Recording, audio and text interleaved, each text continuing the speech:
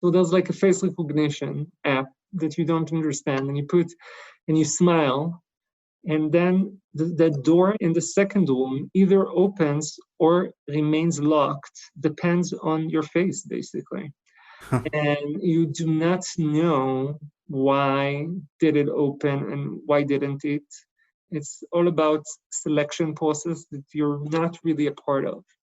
And it's also the last room in the exhibition. So it's like you reach the last room and you either part of the last screen of that video game, or you're not. So 50% of the people will probably be judged harshly and be discriminated from ever entering the last part of the exhibition. That's great. And they won't understand why.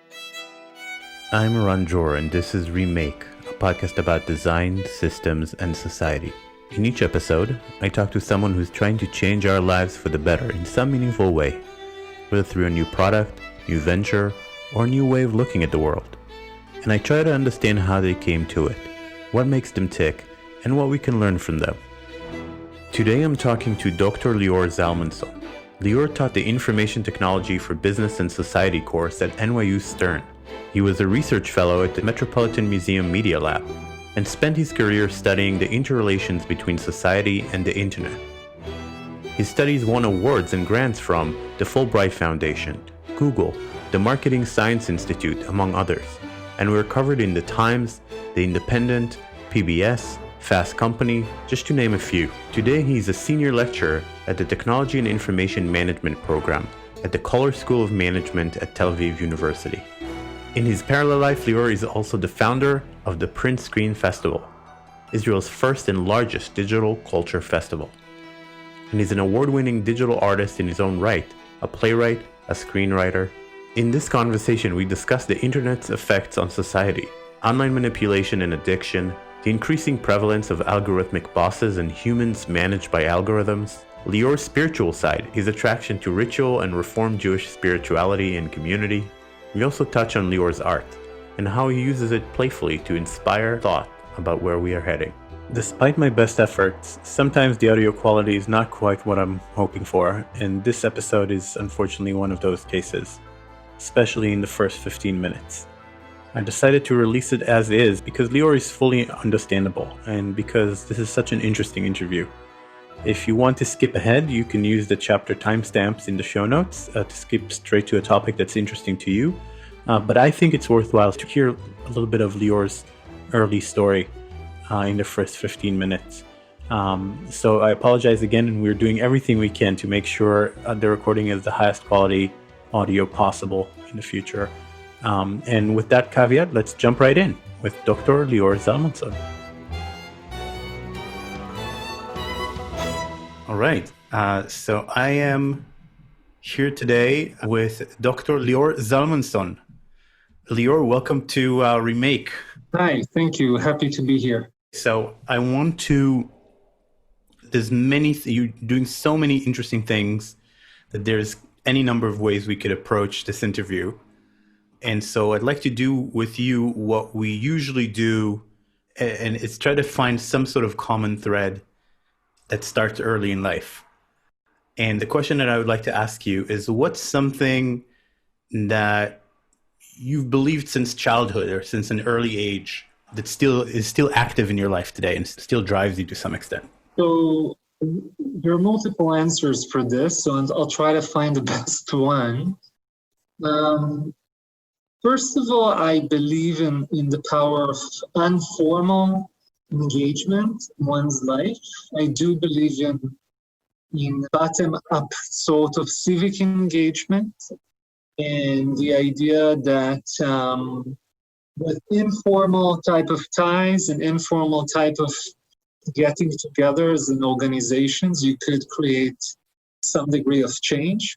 I've been a researcher of online engagement and the way our online behavior is playing toward in our new social lives and our economic lives in the last decade or so.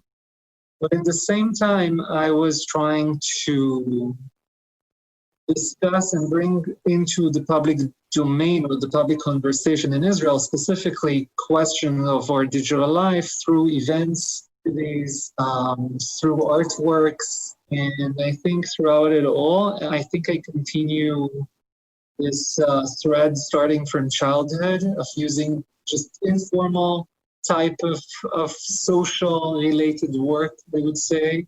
I think the pivotal moment in my life is when I discovered as a teenager leadership roles that were outside the traditional system, so not necessarily in school, but I joined like youth movements and I joined like all these types of delegations. So I was really, I think my yearbook said something like, he always travels abroad on somebody else's, some organization expense.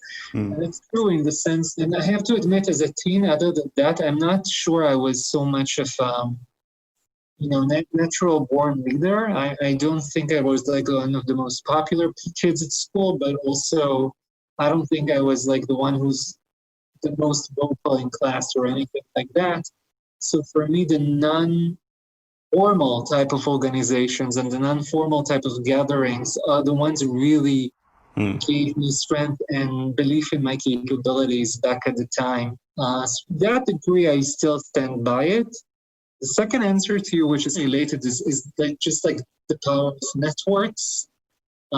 So it took me a while to get, I would say, my network going. Now I believe I'm very aware in the way I utilize my networks, but also I'm standing, I feel, as a connector. And not something that I've done very strategically. It's just like many topics that I was interested along the way. I found myself, as a result, acting as a connector between fields like arts and design and science and technology and entrepreneurship. And I think one of the things I pride myself being is a connector between those networks and the enabler of projects that are like in between those traditional fields. So I don't know if that's something that I believe from childhood, but that's something that basically accompanies me for a long time. It's really interesting. And that does seem to be, from the research I've done, there's so many interdisciplinary things that you're involved in, whether it's research or just connecting technology and art. And all of these things also, for a lot of these things to happen, you have to know the right people. You have to have the right people on your team. So that seems it's interesting. So how did you discover? So I think the power of networks is interesting, but there's this other thing, this quiet leadership, or this, I don't know what to call it, but it's like leadership despite not being the cliche type of leader. How did that come about? I didn't believe in any leadership skills before like high school period, but as I said, even back at the day, it took a facilitator of sorts, the youth group I was involved in, and some adult in charge. And she just threw me to the deep end, you could say, right away.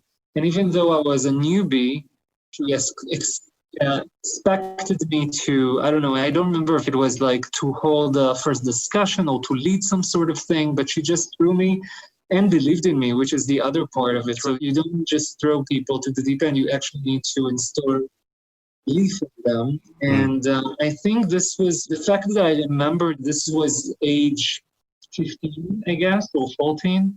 The fact that I remember this to this day is because probably it started on a path of believing there's more than one way of leading and taking charge. Back in my service, my service was in the Air Force, of course, not in the airport, Air Force. Again, I wasn't that much of a leader. It took me a while to understand what I want to do. And again, it took just this one commander, one lieutenant colonel, that I told him about the funny thing. This was like 20 years ago almost. And that was the dawn of what was then called as Web 2.0, and like the early beginning of social media. And I told him, I'm using all these tools online and I want to incorporate a lot of them into the day-to-day life of the Air Force. And I want to create intel organizational tools. And he just gave me, again, the responsibility and the ability to go, the wind beneath my wings, in a sense. So I feel once you get the role of mentors, the role of like leaders, other leaders that believe in you and bestow with you this confidence and the sense of responsibility was really helpful going forward. From then on, I guess that was all the push I needed. It's all about, in the end, confidence in what you can or cannot do and confidence in your connections. And from then on, I would say it went spiral.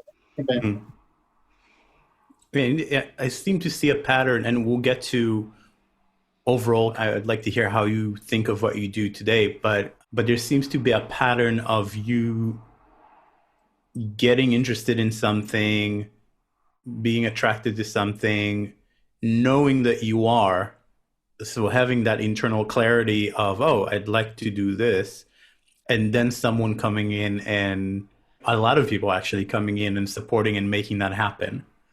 But that initial clarity of vision is something that maybe is hard to find. Is it something people gravitate towards because it is a form of leadership in a way? Because you're like, oh, this is really cool. I'd like to do this. I rarely have that. I am still struggling with, I'm now beginning to have that in my 40s, where I'm like, oh, this is what I'd like to do, and I have clarity. But when I was younger, I was all over the place. Yeah, I would say that clarity and passion is really like the beginning of it, because you really want to have something that you actually want to do. Otherwise, it's not really helpful to get a different leader to motivate you if you yourself don't have the beginning of that passion in you. Right. But I would have to admit that sometimes a mentor, like a good mentor, could also show you what you're really interested in or what's really important, and can do that sort of exercise with you. And I'm trying to do that with some of my friends today, or across the years, along the years. And I am being now a mentor in one program, and that's something I'm trying to test. Yeah, it's like helping people zone in to key into their true passion. And it's one of the hardest things to do. I recently spoke to Kathy Davies, who is the managing director of the Life Design Lab at Stanford. And so they actually have an entire design process to test and prototype potential careers for their students and see what works and what doesn't, and help them hone in. And it's tough. Just even figuring that out, it's so hard for people. And you seem to always have that from a fairly early age. You knew what you were into. So where does that come from? I was very early on, I was a computer geek. I think I got my first computer age 3. Oh. In my high school, I took all the computer classes I could possibly muster, but I signed into computer science undergrad back pre-Army even. And I have to admit I had a big crisis. Since I wasn't that good of a programmer, I still am very bad, or at least let's say mediocre programmer. I'm not very interested in programming. Not very up to date also with all that's going on today. And I was very mediocre at math, even though computer whiz usually comes with like good analytical skills and math skills. I felt like very low average, even I would say, in some subjects. And I felt like there's a dissonance. Like, how could you be so interested in computers, but then you don't master computer science? And it took me a while in the beginning of the 20s that I said to myself, okay, I need to rethink what I might have been pushed to computer science by many people, or computers in general. But then I know I had this genuine passion towards this as well. So what really am I passionate about? What is it? Computers is really interesting to me. And I started realizing it's not really computers as what is computation, right? It's not about computer science. It's much more about computers as media. And media between people and other people, and like computers in the social world, and humans and computers. So I was from then on very much interested in And specifically, again, because I need to mark the dates down, this was like early 2000s. And again, this is the dawn of the internet, the new generation of the internet, so social internet. And I realized I need to pivot, but only to some degree, not completely. So it reminds me, if you think about it, Steve Jobs, a famous commencement speech that probably a lot of your audience have seen, or if not, you could go watch commencement, part two.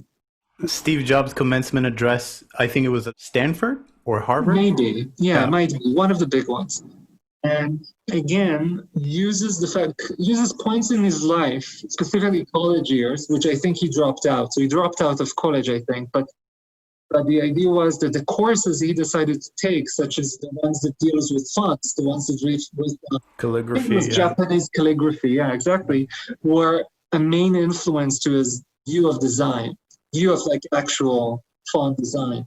And I think the same. So I think like I wanted to rethink my connection to computers, but then again, I didn't want to throw it all away. I didn't want to say, okay, I'm not good at this. I'm using something else completely. I'm going in a totally different direction.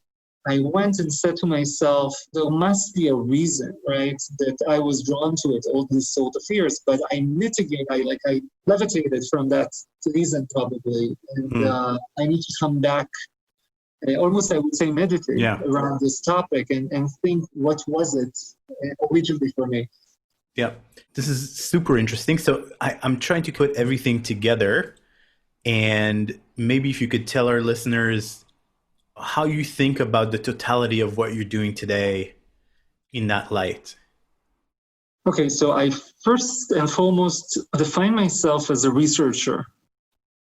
I am a social scientist by training after my mediocre career as a computer scientist. However, there was always a part of me that was interested in starting from writing. So I wrote for the theater, the plays, and then screenplays. And that's a longer story, but I delved into a gallery type of art. So fine arts, or I would say new media arts. And I didn't give up and said something like, okay, this is just a hobby, or I didn't just say this is totally something else for me, but I tried to combine those two passions, try to find basically a topic or a core, define everything that I do around it. So I feel that my research of digital lives and the effect of digital culture and digital artifacts on everything that we do in our social and economic lives, I'm researching it both in social science types of tools and second as an artist. So conducting artistic research that end up in being plays or screenplays or exhibitions, because I genuinely believe that some of the questions that I ask and some of the processes that I'm interested in are not ideally presented as academic work, because academic work has this sort of structure and limitations to it. So some of it I really think is better perceived and delivered to the public as artworks. Yeah, and I can definitely see that. I can definitely see some of your work that I've seen couldn't really have been a study, but it's very powerful in its own and teaches us something about the digital world and ourselves. Very cool. So let's dive into some topics that I know you're into, and I think I could go the chronological route, but I think it's maybe less interesting with you because you have so many different interests, but your interest in them is rather deep. And so we could have a full conversation about each one of them. So I think I basically highlighted 3 topics that I would love to dive in with you. And then from there, we'll see how it develops. So the first one is really your research and everything that you do related to social impact in the internet and how the internet kind of is shaping us. And so I'll start with an easy question, but I really want to know, why study the impact of the internet? There's many things that you could study that have social impact. Why the internet? So I believe that the internet is maybe the greatest invention of the last, let's say, at least 60, 70 years. And it had profound impact on almost every aspect of our lives. So a lot of inventions are basically limited in their implementation or in the effects. But the internet really grew to be something which is ubiquitous and everywhere. So for me, it's almost like previous invention that I think has done so is the car, actually, because even TV or radio or other mediums are relatively passive, and we don't see televisions everywhere we go. Maybe we see screens, but not traditional televisions. So I really think the internet is everywhere, in both geographically, connecting people from everywhere to anywhere, but also in every level and aspect of our lives. So I do feel the internet became our social life. So as a social scientist, the question should be, who doesn't want to study the internet? Yeah, that makes sense to me. And people talk about computing being like a universal, I think there's a name for it, but a universal technology, like a layer that everything built on top of, just like electricity. Infrastructure in that sense. And so it does affect everything, and it enables many things that, so what is,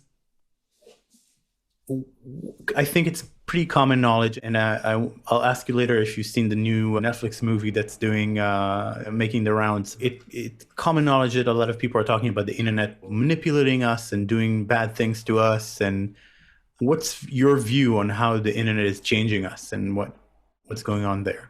So one thing to keep in mind is that there is no one thing that is the internet in the end. So even if we look at the word, what the internet is basically a network of networks. That's the meaning of internet, in between networks. So the historical idea behind the internet is just have all these different computer networks have one language or protocols in order to speak amongst themselves, and then just connect the world, connect different networks from different places and make them all speak sort of the same networky language. From then on, it's really about the content, right? It's really about, you could have questions about the infrastructure itself. You could ask questions about, for instance, net neutrality, one of the biggest debates of the last few decades regarding the internet. Like, should the ISPs, the service providers, be in charge or look and inspect and to some degree monetize whatever content that goes through their channels? And that question, I'm glad it's still neutral, because that's a very democratic thing. And I think the internet has been a beacon of democracy for most of its history. And most of it is due to the neutrality. But that is being challenged, right? Because I think in the last decade, it's turned on to himself, and suddenly there's a lot of threats to democracy. There's a lot of hate speech, but then again, there's a lot of censorship. Then again, there's a lot of tribalism and a lot of post-truth. And all of it, and this is what sometimes people do not understand, it's not the internet's fault to a degree. It's not the infrastructure fault. It's really specific business models of specific websites that create those sort of unfortunate implications. And this is totally changeable in many ways. And this is not the last version of internet platforms and websites that we're about to experience. So yes, the internet does change things, makes them more democratic, makes connections easier than ever, but makes connections also easy to disconnect than ever. Right. But the websites themselves, and we can speak, if you want examples, we can speak about specific websites, but the websites itself and their business models and the way they're incorporating their methodology, their procedures, their what we call algorithms, is definitely a reason a reason for concern in some circumstances, because it does jeopardize sometimes democracy, sometimes jeopardize free speech. But again, to sum this idea up, the internet is just an infrastructure, and then what you put on it, the laws, the regulation, the content, and the business models are what really creates different implications. Mm. Yeah, that's a really good observation because the internet of the 90s and early 2000s is not the internet of today. Mm. And I think had a massively different culture too. And even today, let's get into the sites, but I'm two sites that I'm constantly going back to are Facebook and Reddit and how different they are Mhm. in culture. And largely because of the dynamics, the mechanisms of the software. And so, yeah, I'm wondering what you think about the difference in specific internet cultures. So let's take the examples you mentioned because they're really good and very different. So Reddit to some degree is a haven of 90s internet. 90s internet was relatively anonymous or pseudonymous. I am not sure again how to pronounce it correctly, but the idea is that you use a pseudonym and you basically choose a nickname. And it was very much text-based and it was very geeky. And I think Reddit to some degree is not really interested in getting billions of people involved. It's much more about getting a certain community or communities involved. And it's very much text-based, English-based communities. So it's reminiscent of how it used to be in the 90s. Since it's textual, it doesn't appeal to every age. It doesn't appeal to every subculture. It is still one of the, I think, either fifth or sixth most popular site on the internet. And It's true. It's true. And why is it successful? Again, because it's actually very good at creating communities. It's very good at creating discussions. I think Facebook puts a fight recently, like in the last 2 years for that, and they try to actually win Reddit over in some cases. But beforehand, Facebook groups were very limited, very dysfunctional, I believe. And Reddit was the number one site if you want to create a community, if you want to create a discussion group. But then again, I do think that the most successful groups in Reddit, and I'm sorry, I don't have these statistics, so I'm not sure in what I'm saying, but I've been following mostly gaming groups, and not because I'm a gamer, because I had a study on gamers, and those are highly popular and successful on the website. And again, it captures this geeky culture, and it captures a very, I would say it captures what we had in the 90s. So some degree of freedom to say whatever we want, even though Reddit was challenging this right and multiple times censoring content. And a lot of the backlash Reddit has received in the last decade or so was about what they decide to erase, what they decide, which groups they decide to close. But in essence, it's still a relatively very free place to just have your own discussion. The model that they had for a while, I think they still do, the gold member, is again very much what we thought in the 90s would be the gold standard, which was like a premium subscription. But then we lost it. If you remember, the .com came and the business model started to act more like what we now call surveillance capitalism, which means we are basing our business model on your personal data and selling it sometimes to third parties or using it ourselves to ad networks for putting commercials on. And Facebook is that second generation type of website. It's built on your data and the ability to mine that data and to personalize the website. So Reddit in comparison is relatively non-personalized. It's also not about you. We have to also take this into account. Reddit, it's a website about topics. It's not a website about you and your social life. So it's less narcissistic by nature in that sense. Yeah. So they embody different values, they embody different business models, and they create different experiences. And you mentioned the social dilemma film. And the thing is that the social dilemma in Netflix does not show the world of Reddit type of forums and anonymous types of back channels. And those have problems on their own, right? Those have problems of weaponization, of violence, of inciting, racism. Those have different problems. So it's not vigilantism.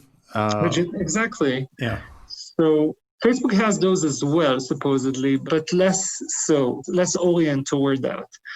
There's a big debate now, and the question is which model is more ethical, which model leads to the best results. I am actually leaning towards Reddit because I am a believer in the power of anonymity, or at least making your own identity. I feel like one thing that we lost moving to the 2000s is the ability to experiment with identities online and to feel like it's not by definition unethical to do so. Mark Zuckerberg, in one of his famous quotes, said, having more than one identity online, it's immoral. And that's something I couldn't agree with less, because I do believe that one of the greatest things of the 90s internet was the ability to get rid of your physical body for a while and just roam around as some degree of awareness or conscious that could manifest in multiple bodies. That's a very geeky fantasy, or a new agey type of fantasy, but it has inherent value, which I think we lost along the way. A lot of the most interesting internet stories that I've heard from people start in IRC channels or places where it's just a nickname. Nobody knows anything about you. You go into a room, you start talking, you create connections, and I've heard of relationships that were formed this way, companies that were formed this way. And it's something very powerful. It can happen on Facebook. It's much more involved. Well, we should be fair towards Facebook as well. I do believe that more connections form through Facebook just by sheer numbers, but also because it is a great platform for social connections. So I'm not doubting that for 1 second. I actually believe that part of the fantasy, part of the plays is over with, but also we have much more responsibility, not just about saying the right things and not being racist. That's completely fine, that we should have this responsibility, but we have the responsibility to be ourselves, and we are accounted for and being surveyed in multiple occasions. I would say in every occasion almost. So this is what worries me, that specifically for teens and for kids, which usually their teens are for experimentation and are for not doing stupid things and not taking responsibility and just learning by doing. Right. I worry that it comes with very high price in the age of social media, because everything stays there. Everything is documented. You need to have your own pictures. You need to have your own name, your true ID card type of name. So I worry that this is not ideal. However, when I spoke with entrepreneurship and I confronted them and said to them, listen, we lost these things, they said to me, but we lost a lot of the darkness in that sense. They actually feel like that move to a consistent ID type of internet is a move towards more ethical, more safe infrastructure. But you know what? I don't buy to that anymore. I feel like it's not safer in many ways. It's not more pleasant. It's not more fun necessarily. So I hope I'm not just being nostalgic. I really feel like there are things that are inherently important that we lost along the way and are now considered like immoral to do, inventing your own identity, something only hackers should do or something like that, or catfish. Yeah, I think that's really interesting. And it's especially interesting from a Buddhist perspective, where yourself is an invented construct anyway. And now they're locking you into one, and they're reinforcing the message that yourself is this very important thing, and that you have to figure it out early, and that things you like are there for life or whatever. And it's also just the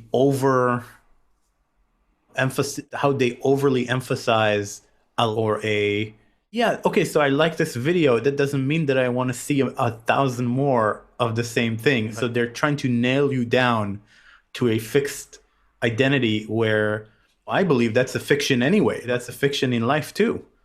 So that's a really interesting take on this. Yeah, recommendations by algorithms are always made on past, right? On past behavior. Right. So in many ways, yes, they lock you into this paradigm or into this niche or into this character, and you'll find it hard to escape. And that's just not just Facebook, of course. That's every shopping website. That's Netflix. That's everything. Yeah. In my thesis, I'm dealing with AI and Buddhism, or what can Buddhism say that might contribute to designing better AI and safer AI. And one of the sources is a famous Japanese roboticist, Masahiro Mori, who invented the uncanny valley idea. And he talks about positive versus negative feedback loops, and how important it is to not only have positive feedback loops, but also negative feedback loops. So when you like something, it starts showing you more and more. And when is the thing that tells you, stop, show me less of this, like this is too much, or I'm not that interested in this anymore. And so in Reddit, you have both. In Facebook and many of the other ones, everything is a positive. Like a view, like everything is like just more and more. And I'm actually, that's enough of this type of content. So I think that's it's a really interesting observation of his, and it was before social media. That's something they did very purposefully. Even in the movie, they said, we put on the like button because we wanted to spread positivity. That was a very Californian way of designing a system. And I guess their intentions were they were really well intended in that sense, because they really said, if we'll do negative, then a lot of kids will be bullied. Then imagine now they said Facebook helps bullying kids. Imagine what happens if a girl coming from school received that, or on her photo there's, I don't know, 200 dislikes. Then she will be really depressed. It's not about not getting, it's about getting this. That's a question, because what happens in signaling, right, is that when we don't have the negative signal, the dislike button, then we start to interpret the non-signal as a negative signal. So when we don't get likes, does that mean they don't like us, really? And that's also an uncertainty, which as humans, I feel like really bugs us. So we're not sure. Did anybody see that? Is the algorithm creating something not in my favor? Is the algorithm hiding what I just wrote? Or do my friends really do not believe in this content, or do not like me? So and when you do get a little bit of insight, you find out that the algorithm sometimes just decides not to show it to anyone, or to show it to very few people. And you have 1,000 friends, but only 5 of them ever see this. Yeah, it's a question. So most of my works in the last years, both as a scientist, as an artist, were trying to talk about transparency of algorithms and the way it screws us over. We don't really understand why certain things are done to us. You know, as a researcher, I traveled with Uber drivers trying to see how did they interpret when they are not given a ride by the system. But also as an artist, I try to look at how Facebook shows us different images and how they treat some images as exactly the same and curate. So I really looked on Facebook as a new curator of our cultural images, and trying to think what a world in which the AI algorithm of Facebook is the curator, what would such a world entitle? What would it include? What would it identify as one and the same? Yeah, I think, and we'll get to this because these are two fascinating topics that I fully intend to try to dive in with you more. But I want to stay for a moment with this idea of addiction and manipulation. And I want to share my experience because I think it might open an interesting conversation. For the past maybe 6 months, I had this Chrome extension called Newsfeed Eradicator that keeps Facebook fully functional except for the feed. It just takes away the feed. And that has been the most liberating thing that I've ever done, because the feed, I was so addicted to the feed and I was constantly sucked in, and it was constantly showing me really interesting. I mean, unfortunately, the model that Facebook has of me is dead on because they know exactly how to pull me in. So I feel like a new man of doing this. Now, without any relation to this, I also started disabling on my phone the Siri suggestions for apps because it was constantly showing me Facebook or like these apps to pull me in. And I was like, I don't need another loop to reinforce Facebook. If I want Facebook, I'll go find Facebook. And now in this social media, the Social Dilemma movie, they said, you can use YouTube. Just, you know what? Decide every time what you're going to watch on your own. Don't look at the suggestions. What is it about these automated AI-based suggestions that makes it so hard for us to resist? Or what's going on there? We need to separate one platform from the other. I'm not sure it's right to treat them all as one and the same, but so let's take the feed for the first example that you mentioned. The feed has been an answer for boredom since the idea of discovery is something that we as humans find very appealing. And I think the idea about what's next, what are we going to see if we just scroll down, becomes even more interesting when it's our social circles. And that's a big difference from the algorithm at YouTube. So I feel like there's a discovery, which is actually a good evolutionary psychology kind of trait, that you are interested naturally in discovery. But then again, there's also the gossipy type of maintaining my social circles and understanding who's where and doing multiple, maybe endless social comparisons, because that's also something which is the result of the feed. The people's at, whether they're doing, keeping tabs on other people.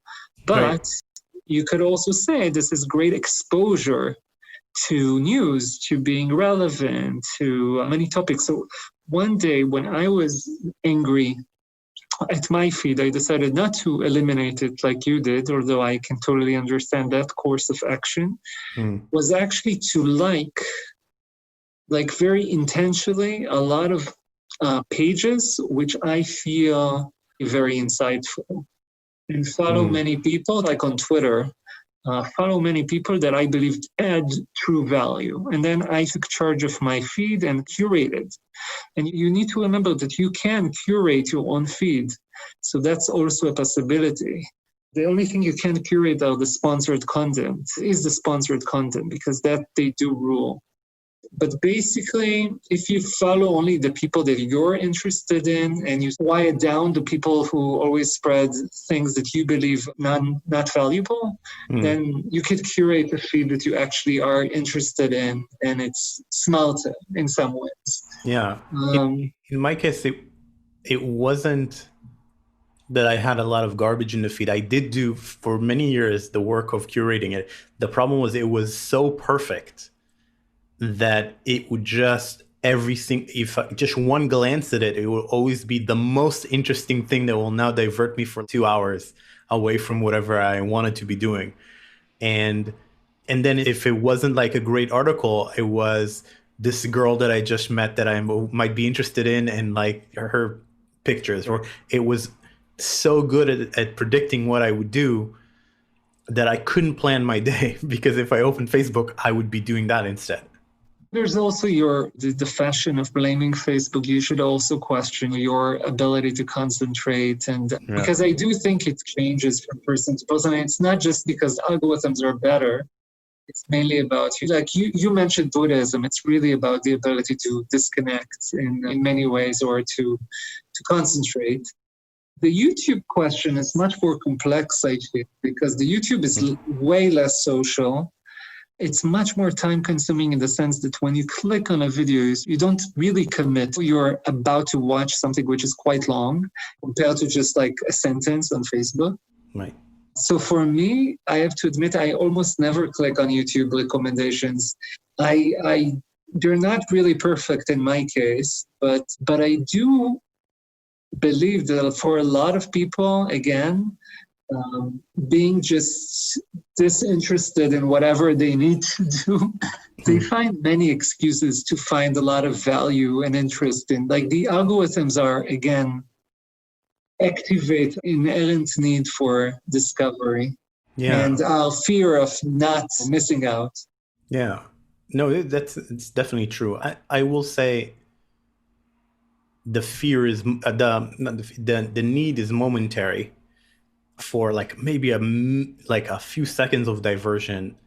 So now I have Mahjong on my phone, and I do it's very simple boards, and I work, and suddenly I have this need to do this, and I literally spend 20 seconds, and then I'm fine, and I can go back to do whatever I was doing. But if that urge took me to Facebook, it would turn into half an hour to an hour. Because they just show you something that you didn't expect, and it throws you for a loop, and it's really interesting. And also, they have this roulette thing where next time you go, if you don't click on this, it's not going to be there again, because they very specifically wrote their algorithm so that the feed changes every single time. So you see something amazing that you know you'll be interested in, and if you don't click it, it's gone. So if you don't look at it now, sometimes if it's a photo, if you don't look at it at that moment, it's hard to find it again. Oh, that's a brilliant observation. I didn't really think about the fact, because I didn't really think about the fact that it's really, in many of the cases, you can't really track that back again. So it's really, you can't step into the same river twice kind of situation. And completely fake. There's no reason. It's artificially created to be that way. There's no reason it has to be that way. True, you can continue from where you stopped, watching Instagram stories, in which you can always see all the stories from your entire friends in the last 24 hours. But I guess in the end, I find it hard to completely blame them for wanting to be engaging, because I guess they felt it's that way. It's not just about manipulation of people. It's really about making people interested. And I have to admit, I'm teaching user experience, and I'm taking Facebook as both like a brilliant example and like the worst example. And I want to again stress the positive. I feel like the nature of online engagement is flaky. It's really hard to make people engage in your website. And when you read all these statistics, I don't know if you do Google statistics on your websites, but you see how fast people leave websites and how little they invest really in reading something at your website. Sure. They really perfected the system. So we should also learn from them what we should learn from them, and not just for them being so successful. We shouldn't just tear them apart in that sense. Yeah, and I really respect that instinct, though emotionally, I'm not sure I'm quite there, because I feel angry at Facebook. I feel like they're doing things to me that are pretty manipulative, and they don't care that I would rather be somewhere else. Like, they don't care. Like, they're at this point, they're like, oh, we're going to show this most amazing thing to you, and we want you to engage with it right now, and then we're going to hide it if you don't click on it right now, to make it hard, to make it more stressful on you to step away. And also just in terms of how they utilize everything they know about me. And it's the example in the movie is true. Like they do figure out who's the person of the opposite sex or person that you might be interested in. And they do send you emails with photos of them when you go away for a couple of days. I had this happen to me multiple times where I was able to step away from Facebook, and somehow they figured out who's the person I was most interested in at that time and send me a photo of them. So let's say it's two things, right? It's the fact that they use what they know, but then also it's what is the purpose really? What are they showing you? Yeah. Because Duolingo, the language teacher, online teaching platform, whatever you want to call it, they use like very annoying notifications reminding you to not lose your streak or to not give up on your French or whatever. Right. But I have to admit, I still admire it because I want somebody to make me learn new languages. Yeah. So it's also the content. Yeah. It's also the content. So I would share a tip that I use on Facebook due to the fact that now you see it and then it's gone. Use the save button, because for me, I curate my feed again by just clicking save on every item that I found interesting but didn't have time now to read. And then when you go to the saved page, that's actually a chronological page in which you see every one of the saved posts.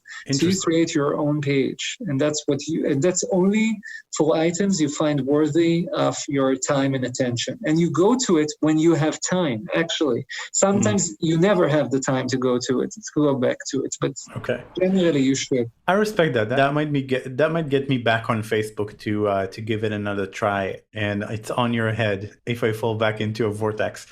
So anyway, it's really interesting. So one of the things that you looked at that you mentioned now is like this whole issue of Uber drivers, and I think the more overarching title is like algorithmic bosses, or you're being managed by an algorithm. So I'd love to hear a little bit more about that research and what you've learned. Let me also offer you a segue then, because yes, it's called algorithmic management, but the idea is that in these times, we are all managed to some degree by the algorithms in our lives. So actually the motivation came from Facebook in a sense, because in many ways, our lives on Facebook are managed by this opaque company in which those decisions that the algorithms or the programming of the algorithms are unknown to us. It's not transparent. We don't really realize why they do what they do, as you mentioned quite intently in your comments. And Uber is an example for a company in which drivers that are actually sometimes called customers themselves or partners for Uber, they are being managed, they are being bossed around with the use of algorithms to control remote work. And this is different than most of the visions of sci-fi novels, which either imagined like a deity, like a god computer, like Matrix, or imagine computers as like servant robots, and the servants might cause a revolution and revolt against the humans. But in reality, what we now observe is that we still have humans on the very top. So we still have CEO, CFO, COO, and we do have humans still on the operational level being drivers. Computers are replacing the middle layers, what was once known as junior management of some. So in the case of cabs, the alternative model of Uber replaces the dispatcher, replaces the taxi stage in computers, in algorithms. And I was in my team that spent time both in the UK and in London specifically, in New York specifically, with Uber drivers and watching their behavior both online and in the physical world, also to some degree online, but in the physical realm. And we try to understand how does that make them feel, this new generation of computerly managed. Even the word workers is contested, right? So Uber employees is contested. That they definitely work for Uber, but that's of course the question of full traditional employment is now very much under debate in many courts all over the world. So what we found is that surveillance is not the main issue. They were okay with being recorded in many ways. However, they had this sort of paradoxes or tensions between, for instance, the feeling of being totally autonomous. And actually, they chose working for Uber because they didn't want to have a boss. And then being super controlled to a degree that almost every action that defies the norm is resulting in some sanction. And then they also have tensions between the fact that they don't have to find customers and Uber sends them to the direction. And the opaque system that doesn't really let them know when they don't have customers or when they receive the pay, how come it was calculated that way or the other. There's really a lot of opaque moments in the life of an Uber driver trying to understand the algorithm. And the last thing is that Uber creates this model in which socialization is prohibited. So in the old model, they had taxi stations and people would have come and discuss, and that gave them an opportunity also to unionize if needed or to hold conversations about their work rights. Right. And this does no longer exist because they don't know anybody in the firm. Even if they do, they have limited ways of contacting with them. And again, go back to the Facebook example and think of yourself as a Facebook client, customer. But you know what? Even if you're like paying Facebook, if you have a page on Facebook and you pay Facebook for sponsored ads, many of your nicely earned dollars, imagine who do you really know at Facebook? If you have a problem, who should you call? Who should you appeal to? And the answer is you don't know anyone. There's no hotline. It's really hard to talk to anyone in these platforms. And then the result is a feeling of loneliness, a feeling of helplessness, and a feeling that this company is inhuman. That's something they get to experience now, but I worry that we all will experience in the future, and many corporations and platforms will similarly. Yeah, and there already are freelancer platforms that run like that, where maybe you have an account manager you can talk to, but like most of the projects the connections happen without human involvement. It's super interesting. So we had a project a couple of years ago it was an app for drivers to help manage or help empower drivers to help manage work on multiple apps and have them be the bosses and avoid these stupid penalties and punishments. And so we ended up interviewing a lot of Uber and Lyft drivers also. And a lot of the tensions that you're describing, are very familiar to me from these interviews, where they would say, why can't so I'm on this Uber pool ride or Lyft line ride, and I can't decide that this is too much out of my way. I can't decide that this, I have to accept whoever they send my way. Or I have to pay tolls on my own and it doesn't factor in. And who do I talk to? And they're so frustrated. And at the same time, every one of them will say, I love being my own boss. I hated all my other jobs. I love coming in the morning whenever I want, turning it on and just, start working. And some of them even, that was an interesting thing. And I got into habit since then to talk to every cab driver I can. and Get is quite different. Get in Israel is quite different. It has much more of a personal connection to the drivers, I think, than Uber. But they have this, this relationship is really interesting. And the desire to give them some power was a big incentive behind this idea for this app, so that people don't get punished when they go offline or when they refuse a ride. So the app would automatically take them offline when they accepted a ride from a different app, so that they don't get punished. But it's really, I can see that expanding to more and more professions. True, and now with COVID and remote work, so maybe I'll say first that the problem of Uber is the problem of managing, controlling remote work. So it's work that is not under their jurisdiction in some ways, really impossible, both because they're not officially employed, but also because there are so many of them and so dispersed in all the world. But that's the same now with remote work everywhere. So we are out of our offices and we are in our homes where we don't have CCTVs cameras and we don't have office type of conditions. And the bosses will have to learn and know that we're actually working, that we're doing what we're told, that we're not slacking off. And we probably will see the rise of these type of algorithmic management tools, everything from surveillance to automatic sanctions to limitations enforced by the platform on your computer. Those already exist. I think we're pretty privileged. At least you and I are pretty privileged to be in industries that really respect the individuals in some ways. And so there are tools today that track what app is open on your screen and for how long, and they don't let you, it's like a time tracker, but it doesn't track time if you're like surfing Facebook. It only tracks time on pre-listed apps. But nobody that I know in high tech would dream of making high tech employees use this because they're still in competition for that talent.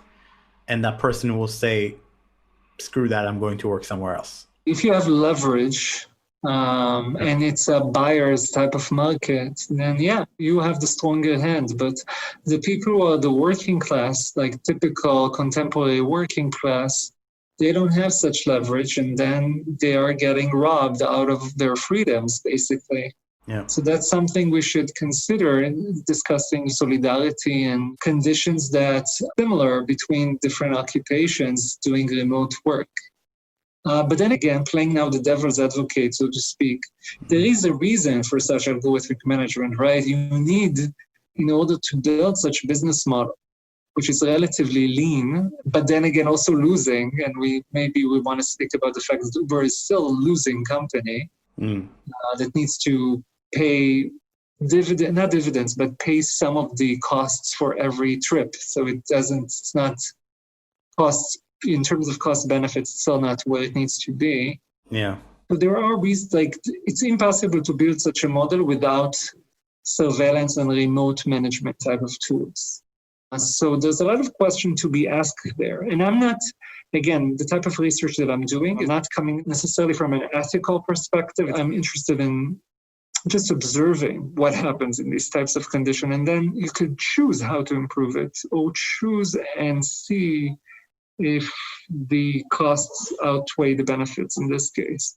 Yeah. And I can tell you one of the bottom lines, which I think will be interesting. And the fact is, what we see is that both Uber and the drivers are caught in between believing that they're part of a free market and believe that they're in a hierarchy of traditional employment. So most of the problem starts because that type of tools they incorporate mix those two type of employments, different sort of work. So the Uber thing, so now let's start with the driver, it's simpler. So the driver thinks it's basically they're on their own and being their own boss, but also to some degree feel frustrated by the level of control Uber is enforcing. And they do enforce a lot of control. Right. But then again, also Uber basically enjoys the fact that they don't employ workers to some degree, but also want to be like a traditional employer in the fact that they employ all these systems that are like an office type of system. It's not even an office, I would say it's a factory types of surveillance systems. Yeah, that makes a lot of sense. On the other hand, like we also never want to glorify the past. I've heard from multiple drivers that Uber or Get or these companies are more fair than traditional dispatchers who usually had favorites or made deals with drivers. And I've heard from many people that their daily experience got better with these apps compared to before. But they still feel some frustration. Yeah. I agree. I do feel it's fair, but that's a larger question on the use of algorithms. In many fields, when you incorporate algorithms, they make things. You know what? I'm walking what's the difference? Tight line. Tight line, yeah, tight rope here. So I'm going to say it's kind of with some reservation. But in many cases, when you employ an algorithm, you sometimes lower the corruption level or the nepotism that existed in the field because it becomes like math, right? It becomes like a question of calculations and it's supposed fairness. But then, of course, there's the question of biases. Who wrote the algorithm? What are the rules fair for everybody? And this is what we hear almost every day when people start researching fairness in the age of the algorithm. So generally speaking, yes, I do believe that the Uber system is probably a fair system compared to the way things used to be. It's much less about who's in power in that traditional sense. However, I think the worst thing that came from it is the lack of socialization. Right. And the idea that work is no longer a social environment. And that comes with the price, I have to admit. And that comes with some of the drivers actually told me we feel like we're robots, basically. Yeah. We are no different than robots, and we are going to be replaced by autonomous cars, Yeah. the type of robotic system. They know it too. Like so that's really tough. So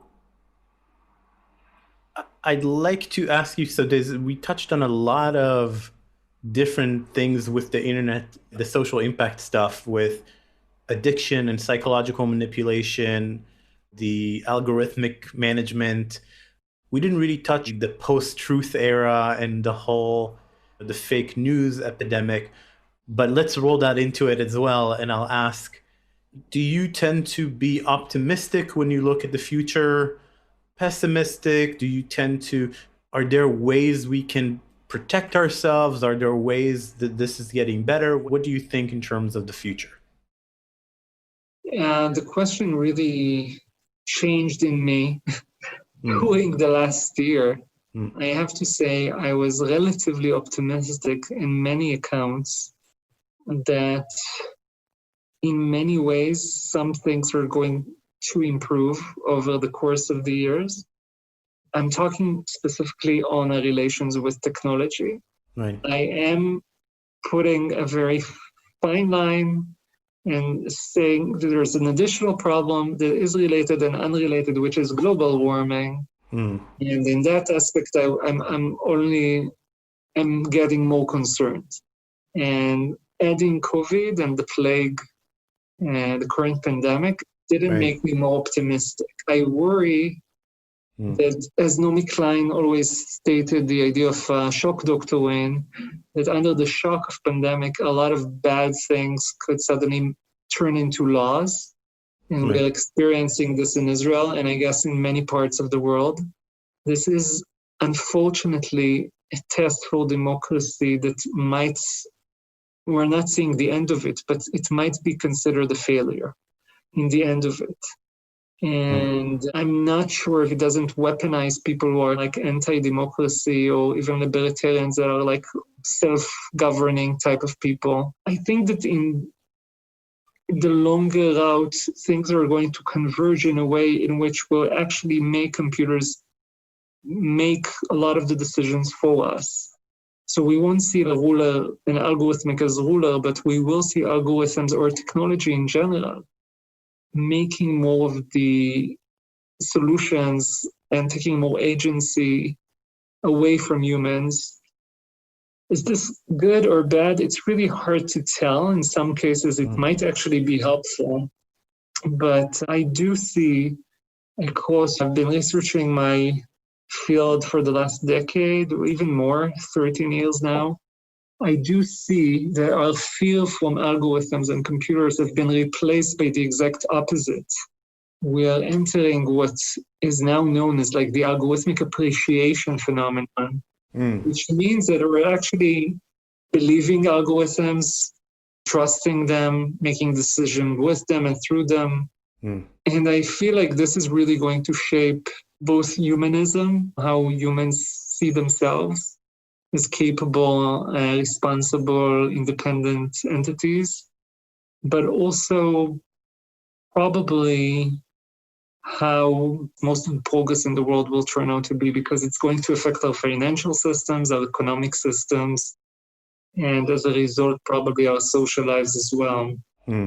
This is not the most, I would say, like specific answer to your question, but it's a crazy question to ask those very unpredictable times.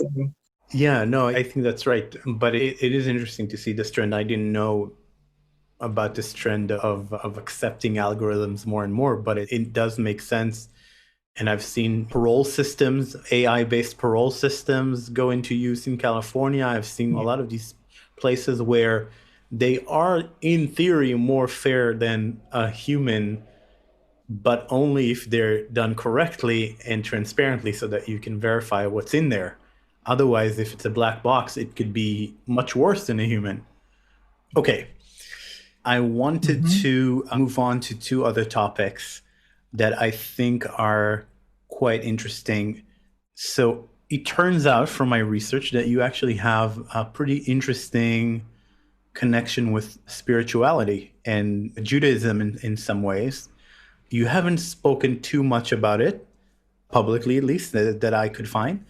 But I'm very curious, and especially in one other interview, you mentioned Tomer Persico, who is actually a professor of mine. I took a seminar with him on Jewish meditation. And so I'm very interested in how you got into it, what's the extent of your involvement, and then how it relates to some of the other things you do. So you remember I started by saying that I was part of many delegations growing up, many youth type of delegations, and a lot of them were Jewishy, were related to the Jewish diaspora and just like understanding of different communities across the globes and trying to reconnect and reunite the Jewish people. I grew up secular, but I have to admit that after spending a lot of time seeing, observing, experiencing different types of being Jewish, I fell in love with the Reform movement. And I think that what drew me into that movement, basically, is two things. One is that I wanted to learn. I felt like I am calling myself a Jew, but what does it really mean? I'm always saying my Jewishness is being an Israeli. I felt like it's an excuse. So it's a cop-out, exactly. Yeah. So I said, first of all, I want to learn more. And second, I want to decide for myself. So the learning part was one issue, not the issue, one I would say, yes, one category, part. Yeah.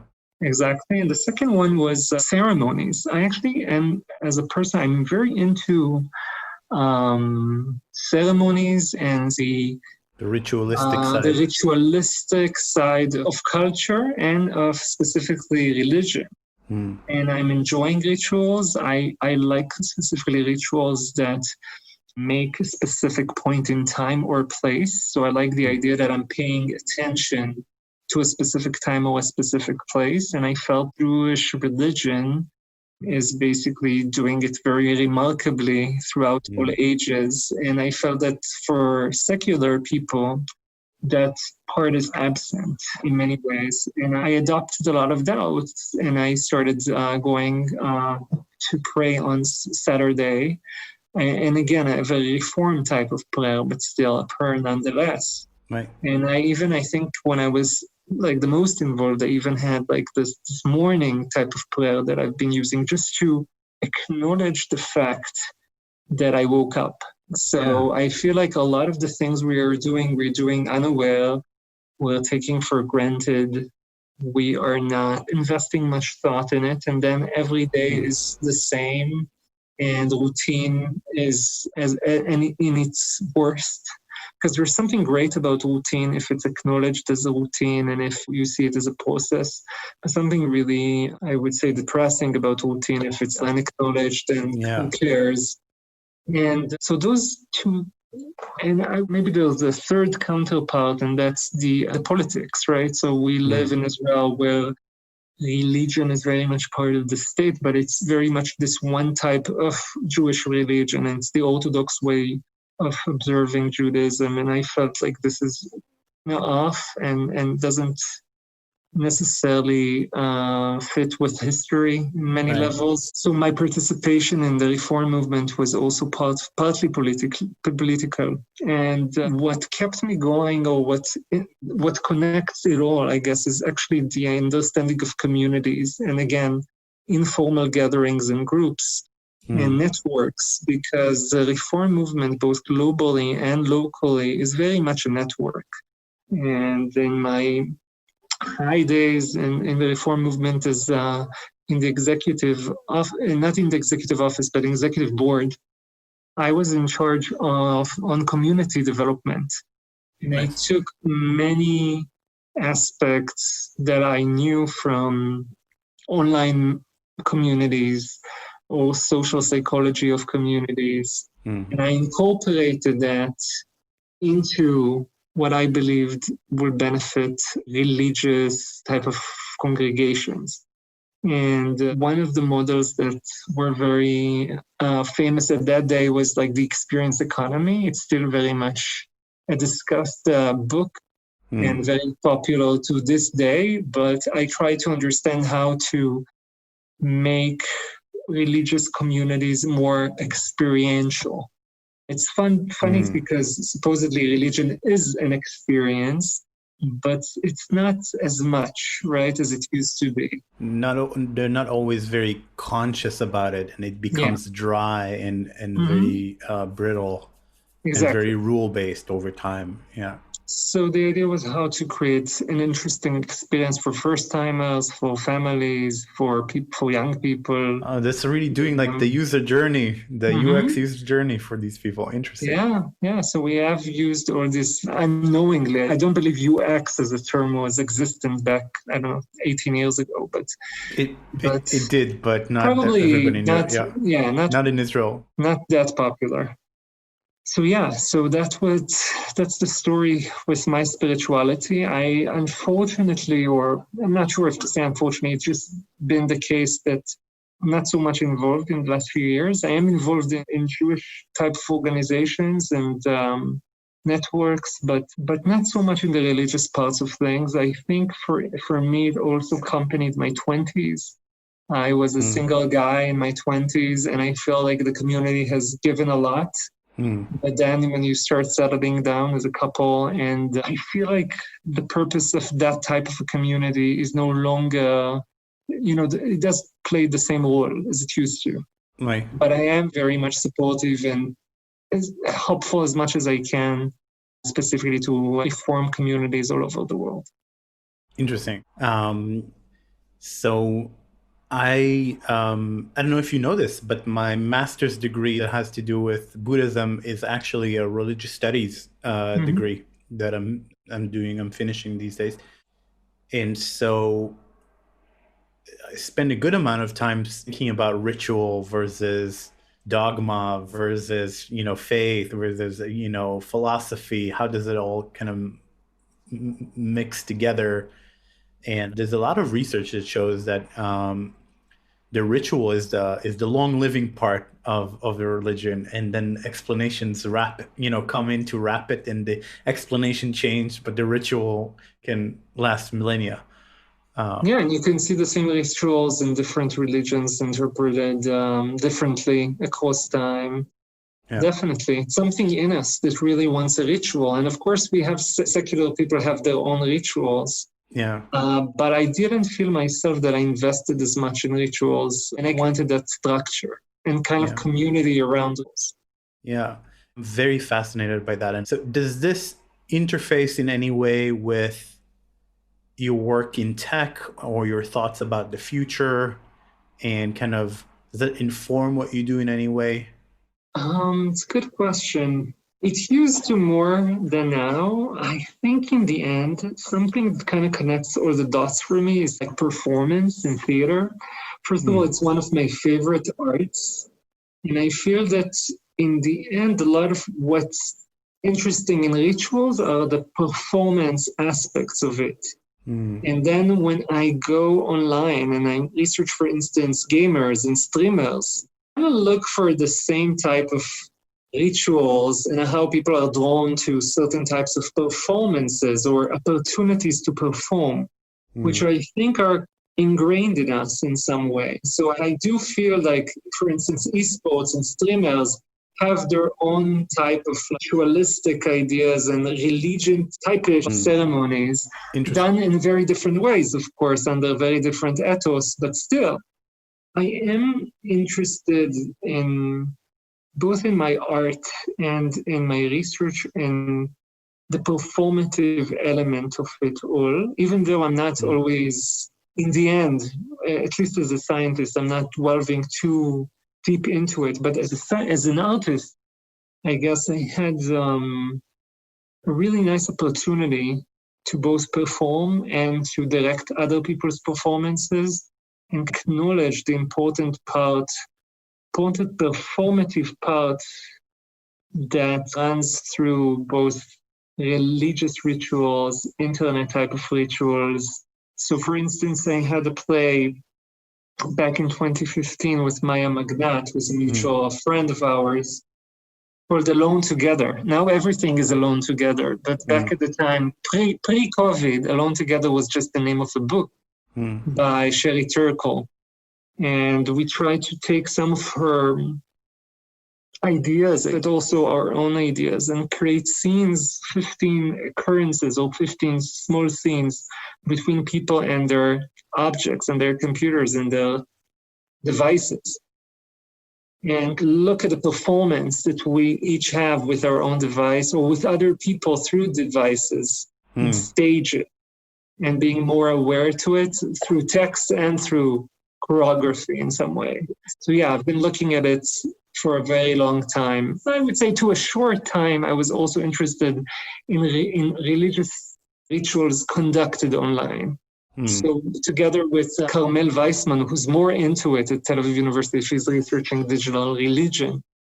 I was looking with her for examples on how we should use apps for certain rituals and what does it mean when we do, I don't know, a synagogue service in Second Life. Right. What is the performative element there? What does it mean when we do it with avatars? Questions. Yeah, it's really interesting. And so I guess with that in mind, looking at some of the art that you did that I find very interesting and very related to some of the other topics, one that really stood out for me, artificial fears, which is related to some of the topics we've been talking about. So would you like to tell us a little bit more about that?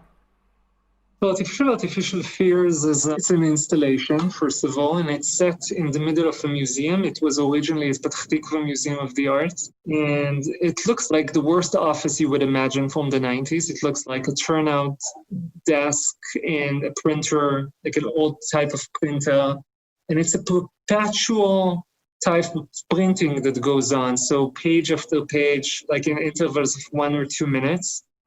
Pages are just falling off the printer and onto the floor, basically. Those pages record people's fears, but not just general people and not just general fears. Those are gig workers, so people I actually paid in websites where I can employ freelancers like Amazon Mechanical Turk. And I paid them a few cents to not work for me in the traditional sense, but share with me their fear of the future. So it's not any fear, it's fear of the future, usually financial fears, I have to admit. And then on the same desk that's starting to fill with more, like the desk is filling with paper and the floor is filling with paper. There's inboxes and outboxes, like traditional inboxes, pre-Gmail. And the idea is that the museum visitors need to decide which fear goes into where. So they need to pick up a page from wherever, look at it, and then put it in the right inboxes. But those inboxes are very subjective. So one says existential fears, the other says exaggerated fears, some say overly emotional. Those type of things. So the participants are acting as labelers, as judges, and in the end, unknowingly, they contribute to a learning mechanism by this transparent or invisible algorithm in the future that will need to understand humans' feel. So it's like it's a speculative work of sorts because you don't see any algorithm. What you're doing is conducting type of like 90s or I would say traditional 20th century office work of just going through pages and sorting them out, labeling them into inboxes. But what you're really doing is contributing to the end of work or the understanding of workers' fears by algorithms in the mission to replace them, if you will. And I would say it's more than a performative work, it's a playful work. So maybe I'll be more specific here, precise. And I'll say that one of the things that are interesting to me when I think about a work of art is interactivity, since again, it's very internet culture. So I'm all for interactivity, I'm all for playfulness. So the idea was I wanted a work in which the performance, so to speak, will be conducted by the visitor. So the visitor is drawn to that installation and he starts acting as worker. He's putting on a performance of worker, labeling pages. Through this work, he or she will either understand or not understand that they are now being part of a system that might cause that fears to come true. Right. That might actually end up costing jobs, end up educating algorithms how to take other people's jobs by controlling their fields. That's really interesting. And what's the play here that I really resonated with is these are invisible people that we usually don't ever see. Mm-hmm. We just see the results of their work, and it's not even individualized. So we don't even imagine a specific individual doing them sometimes. My work, I'm not an activist in that traditional sense. I want to talk about a certain subject. I want to raise it into the level of awareness, but in my critique, I'm also self-aware that I might be abusing those workers myself.